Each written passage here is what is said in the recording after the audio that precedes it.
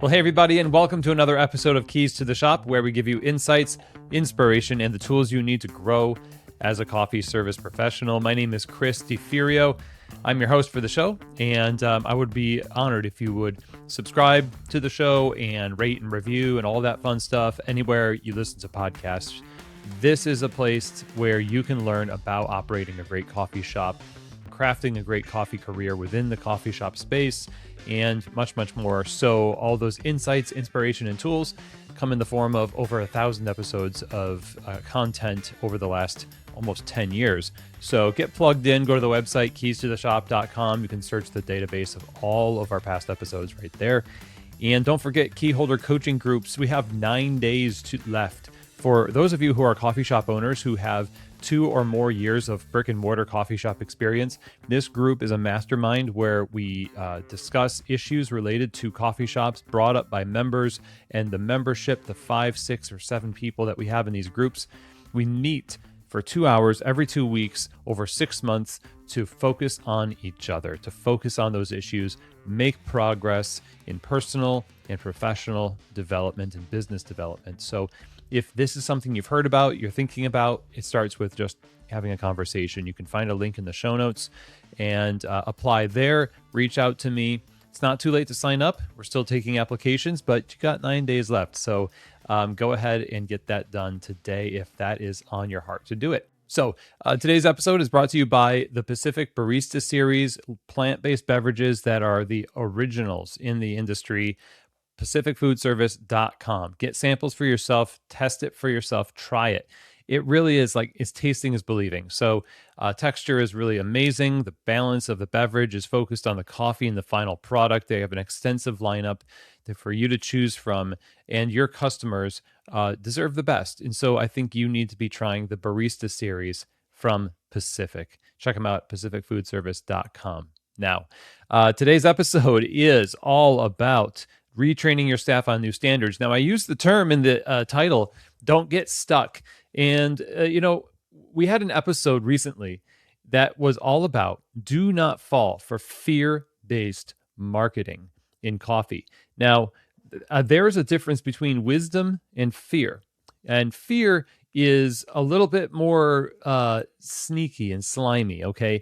But you know very well on this show, there's lots of things that we produce that are warnings, in a sense. Warnings or admonitions, if you will, encouragements to not leave out certain things, to embrace certain things, because the consequences of not doing so might not be so great.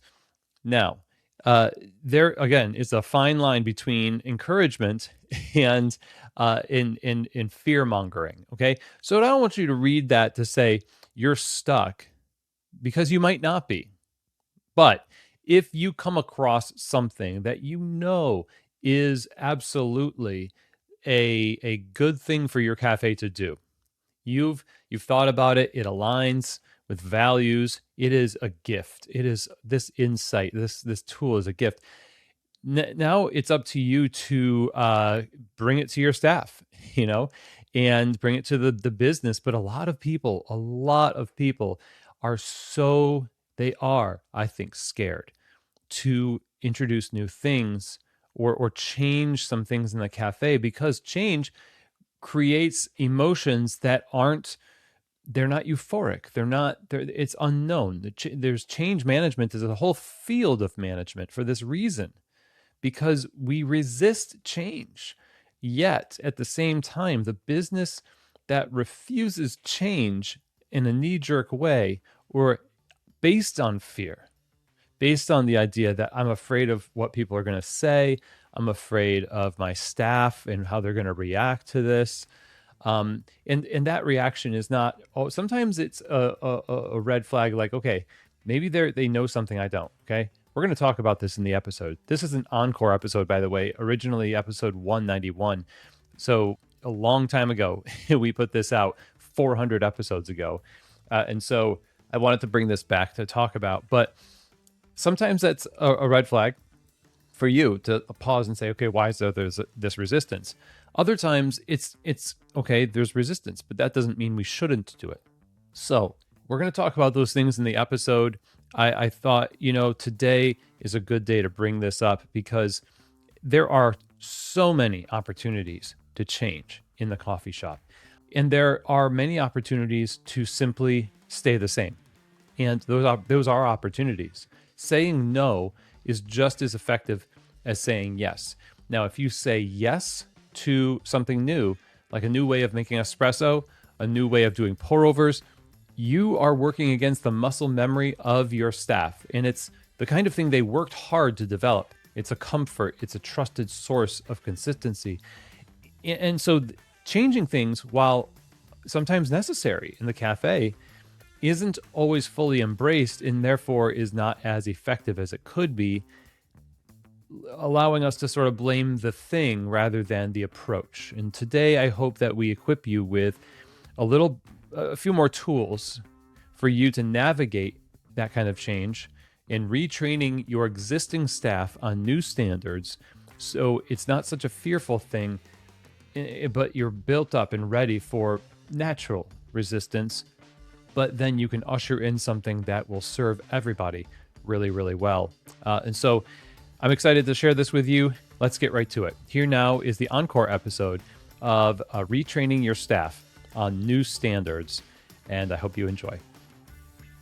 All right, so today we are going to be talking about retraining your staff on new standards in the cafe. This is a really good topic to talk about because it doesn't matter how long you've been open. There's going to come a time where you discover new information about something, where you are made aware of a new technique that's better for making espresso or steaming milk, or whatever it may be. You are going to come into this knowledge and you're going to have a decision to make. You're going to either retrain your staff on this new method or you're going to keep making coffee the way you've always made it. Now, this episode is kind of born from the thought that there are a lot of coffee bars who operate from the mentality that we got trained from our wholesale provider when we first opened, and we've been doing that for the last 6 years. And we've never changed the way that we pull shots, or even, God forbid, you're not allowed to change the grind setting on the grinder.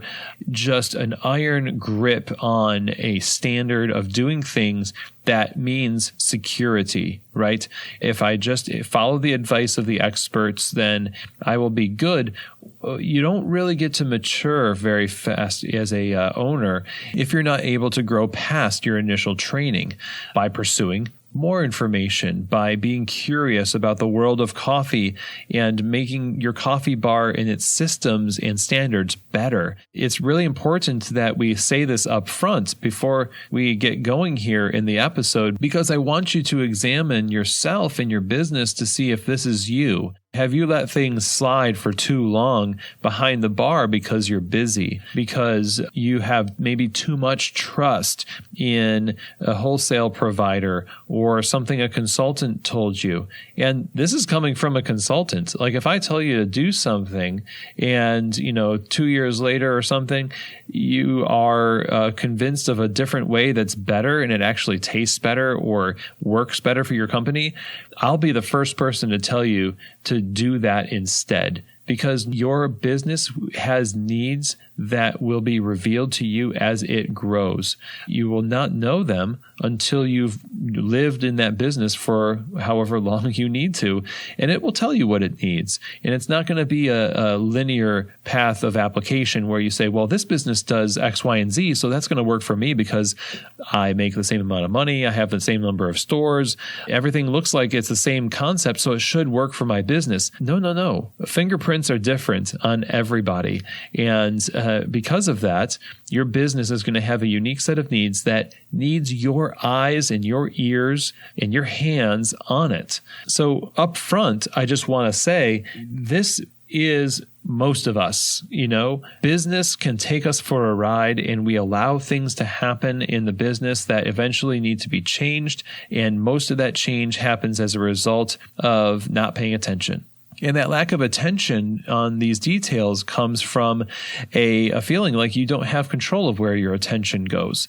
That may not be true. That may be true. But, there's always a solution for delegating authority to keep a pulse on the business. Or maybe you're just making bad choices about how you spend your time and allowing things to slip that eventually are going to close your store, like letting the quality slip to a point where you lose a lot of customers to your competition, and in the end, you don't even know how it happened. So the point of this episode is to help you in this moment where you've discovered, hey, we need to make some changes. Maybe you've gone to a seminar or you've listened to a podcast or read a book and you thought, you know what? I think it's time for us in this new year to have a new us. Right? We need to re-up our standards. We've coasted for so long, and I'm dedicated to bringing us into a new era of quality. That's what this episode is going to talk about a little bit. So we're going to break this down into phases, phase 1, 2, and 3. Phase 1 is going to be investigation. Phase 2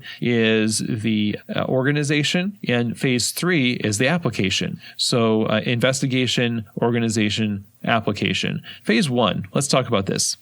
You can't really know what's wrong in detail unless you're there to see it. There's a concept in the Toyota production system. If you look up the idea of Gemba Kaizen, the word Gemba translates roughly to taking a walk onto the floor of where production happens to see it with your own eyes. There are many, many books written about this by really great people. Maybe we'll talk about this more on the show, but in manufacturing, the idea was that you can't really know what the problem is, or you can't really come up with a solution for what you think a problem is until you see what's happening. And the reason why that's important is because from your position, by being separated from the work, if you're a busy administrative manager, if you're an owner, you're definitely out of touch. And not because you're negligent necessarily, but because you're busy. You've got a lot of other things on your plate. You need to be on the floor to be able to see what's happening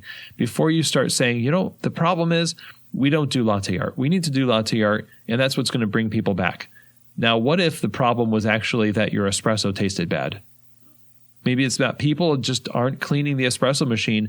The shots taste really ashy and people aren't finishing their drinks because it's too bitter. You're not seeing the sales that you want to see. And you know that you don't do latte art. So you reach the conclusion, not knowing the details behind everything, that, well, it must be this then. Well, let's try that. So you're just blindfolding yourself and shooting darts at a dartboard. It's really important that you, or at least delegated authority that is in communication with you, is seeing what's happening on the espresso bar, tasting the product, watching the people enjoy or not enjoy it, watching your staff serve well or not serve well, to get the details of the situation you're in. This might all start for you as a gut check, like things just don't feel right. We don't have the numbers we should have. I've got some bad reviews that they're kind of vague. They're not helpful, which, a lot of reviews are kind of like that. And I don't know what to do. Well, the first step, again, is to investigate. Here's the key, though. You can't go into an investigation like you're trying to indict people for doing things wrong. You have to be the one to own the situation. Whatever happens on the coffee bar, if I get bad service or I get a bad coffee and it happens a lot, that's a managerial problem. And ultimately, that's an ownership problem. Who facilitated this? Who allowed this to happen under their leadership? That's how you need to think about yourself in this quest to figure out what's going on in the need for raising your standards. Again, you might be driven by that gut feeling that things aren't right. That's legit. That's a great sign. Follow that, right? But be curious over accusatory. Accusatory is an easy thing to switch into when you're curious. Asking questions can sometimes feel passive-aggressive to baristas. The first thing that you need to do is figure out how to approach figuring out what is going on. Go into your own shop, into this business with a curious mind, and be aware of what's actually happening in detail.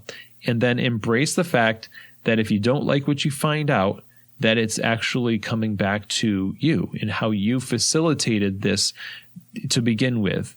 Well, to begin with, you might have had great ambitions, but maybe you let the business kind of run you into the ground. Now you're in this position where you want to change. You feel the need for change. You're motivated. You're up. You're going. Let's make this a team effort. Phase 1 is all about creating, hey, we're in this together, and I want to figure out what's going on, right? We're going to re-up our standards. Now, one other thing that I'll say before moving to phase 2 here, which is organizing the information you find out. The one other thing I'm going to say is that you need to make sure that you are clear with the staff of the need, the why behind the change. When you are talking about change in baristas' world, you are talking about something that they view as unsafe. This is something we hear from Stan Slapp in his episode about culture, employee culture. Link to that in the show notes. But they're looking at this change as something unsafe, because immediately it means more work for them, change for them. Now, some might welcome it. Baristas might relish the idea to learn more about coffee if they're going to have a session on espresso to relearn some things. That might be a really positive thing. But let's not forget the fact that we're still serving people. You as the manager or owner have a lot of conceptual time. You've got a lot of time to think about the business. Baristas do a lot of acting in the business, okay? Things that are just constantly going, sweeping, stocking, making, talking. And when there's something new thrown into the mix, they're going to need to know why it's a change that needs to be made, what was wrong with the old standard, is it something we did, and what's in it for us? What's the benefit? What's the payoff? How does this threat get turned into a positive? This is all part of what you're going to have to embark on when you're asking questions and when you're figuring out what's going on, because people are going to figure out, hey, the owner is up to something. They are going to change something about what we do, and it needs to be seen as a positive. And in all of this, the very last thing in phase 1 is you need to be open to the feedback of your staff. Unsurprisingly, this comes up again because this is kind of a theme in Keys to the Shop episodes, where feedback from your staff is so critical. They're the people who can tell you how your systems work or don't work. And there's probably a lot of times where they're thinking about ways to make it better, or have already implemented ways without you even knowing to make it better. So they're going to contribute a lot of things to this investigation of what needs to change in the cafe. And so you need to make sure that that's a part of it, and give them credit for their work too. Don't pretend that their ideas are your ideas when you implement this plan. So let's move to the phase 2. This is the organizing phase. So you have a bunch of stuff on a notepad or on a laptop, and you want to get it in order. And that's critical, because one of the things that you could do as an owner is say everything needs to change, and we're going to do it in this big, grand, almost like a reopening of the cafe. I beg of you, please don't do that. You've got to make sure that the plan you come up with is not a real, quick shock and awe plan. It is something that is going to have to take time. It's going to take more time than you probably think. And most of our thinking on how long some kind of a change to our standards in the cafe, most of the time we're thinking in terms of money, labor cost, just kind of getting it out of the way. And so before you start planning, you need to just embrace the fact that this is going to take longer than you think. And the reason is because so much habit has been built around the old way of doing things. There are institutions of practice that have been honored for years in some cases before these changes are made. They're not going to be as flexible as you'd like them to be, right? So you've got a staff of 7 to 10 people. That's a lot of minds and hands to change, isn't it? So you know up front that this is going to take longer than you think it is. That does not mean you're doing a bad job. It just means that the job is a hard one. And it's worth doing, though, if you're going to create higher standards for your cafe and you see that it's going to benefit your business in the long run. You just have to have faith that this is the right thing to do. And now when you're organizing the information, you got to choose the first thing that you're going to change. You might have a laundry list of stuff, and there are little tiny things that you could change in one fell swoop. Where you put syrups may be one of those changes. You can't do that over a long period of time. Like, what are you going to do? Move one syrup to a different area and then move the next syrup to a different area the next week? No, you just have to move it all in one fell swoop. That's not as big of a deal. It does need to be communicated ahead of time. And there's an episode that we have about managing change that I'll link to in the show notes as well, that you will definitely want to listen to in terms of how to do that without really pissing people off. But the things like, say, the different way to make espresso or making latte art in all of our drinks, which one of those is most important to you? My advice is to choose the thing that has the most impact on your guest first. So you probably would go with the taste of your coffee. A suggestion from me, maybe just say espresso first, because if we can get everybody on this new way of making espresso that's going to be more consistent and better tasting, then all of our drinks will taste better. Yeah, it's going to be the hardest one maybe, but let's just do it. Brian Tracy says, and eat the frog. If you got to eat a frog, just do it right away. Just get it over with and embrace it, right? So start with the thing that is the highest impact item for your customers and for the benefit of the business and your staff, and then work your way down the list. So that's how you're going to organize all of this. And it's going to have to be over a period of months, if not a year. You've spent like 5 years, maybe in some cases, not changing anything about the way you do espresso or milk or business. You have to kind of think that it's going to take a bit of time to change the way people do things until the point where it's their default mode to do it that way.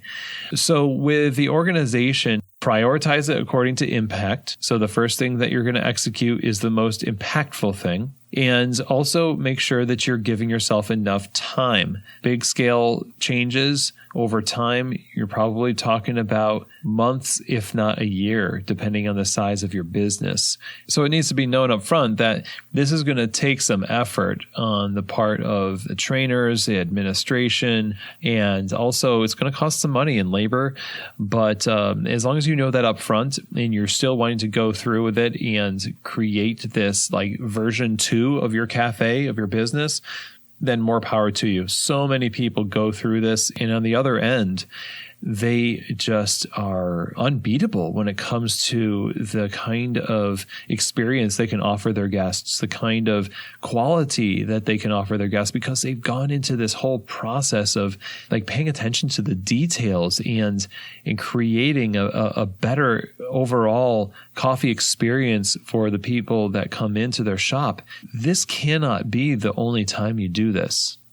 And the last thing I'll say in phase 2 is, when you're going through all this information, you got to think about how you can create a system going forward that doesn't allow you to have your hands off the steering wheel again. How can you create an environment now where this kind of a thing of retraining and raising your standards is a regular occurrence? It's better to have a culture of constant improvement than to just make huge sweeping improvements in one space of time. So if you're at that point where you think things need to change, let these first efforts be the beginning of a new normal of the way that you do business, and you won't have to be in this position again. So now on to phase 3, the last phase. You got everything organized, and now it's time to actually retrain people. So I think the first thing that you need to figure out is the schedule. So my suggestion would be that you schedule people in groups of 2 or 3 in sessions that might be off bar if you have a training lab, or after hours, or even before hours if you open later, if you can swing that. But whatever that change is, let's say that it's making espresso and you want people to just distribute the coffee differently, you want them to tamp differently.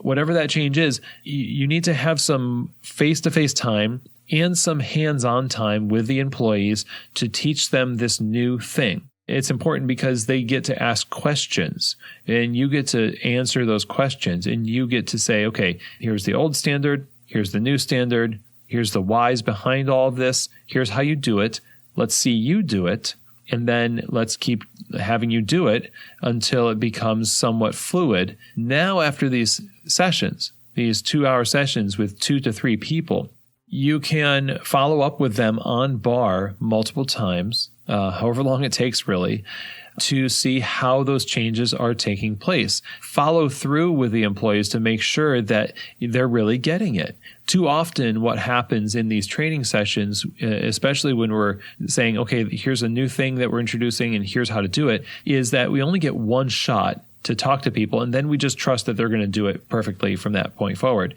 You got to follow up on the bar. And in the place where the pressures of the normal bar are actually calling for your attention, it's easy to forget all the stuff you learned in a lab or in a one-on-one session, right? So it's important to have this follow-up aspect after this focused aspect, but you need both. Okay, so that's how you apply these things, and you just work the plan. You start with espresso, you move to milk, next you move to something else. You kind of work the plan, and you'll see it start to take shape over time. Yeah, again, this is going to take a little bit of labor cost, but in the end, your business ends up with an edge that it didn't have before, a competitive edge that will bring in more business and will make your baristas happier because they'll feel a lot more skilled. You'll be more aware and have built rapport with your staff because you've been in this process of teaming up with them to create this higher standard for your cafe. And from my experience over the years in coffee, this works very well. And to end here, I just want to reiterate something that I said in the beginning, and that is that over time, this is something that every coffee shop has to deal with. You have to up your standards as new information becomes available, and your business has to evolve. So this is something I hope that you pursue, especially if you're in the position where you've been kind of going for a long time in one direction without much investigation. I'm curious to see what you find if you dig deep into what's happening on your bar. And hopefully this episode has given you some guidelines to help you when you decide that retraining your staff on a new standard is something that you want to do. Well, everyone, I hope that you got a lot out of that episode, and it rings just as true today as it did all the way back then. And I suspect it's simply going to always be relevant. And maybe you have techniques and things that you have found work that we didn't cover in this episode. So go ahead and you can email me. You can comment on Instagram or LinkedIn. Don't forget to follow on those channels as well, by the way. And just remember that you are becoming the kind of leader that the business is needing as it grows. You have to grow with your business, and the methodologies that you adopt are going to help shape you as they shape the business. And so there's a little bit of bravery and courage that's needed in this. That's different than hubris or just making poorly informed decisions. At a certain point, you do need to decide, and you do need to take steps forward and embrace some of the fallout, embrace some of the resistance. But people who do that with a people first mentality and go through the process adopt the phases and methodologies that we've been talking about today are going to be more successful. That I think. So let me know what you think. Don't forget, if you have questions, email chris@keystotheshop.com. And the Keyholder Coaching Group is about to start very soon. On the air date of this episode, it's probably in the beginning of this, I actually messed up and I said 9 days. It's actually only 6 days. So I would encourage you to apply for that while you have the opportunity. But we also do consulting and coaching that's always available if you're interested in working with me one-on-one.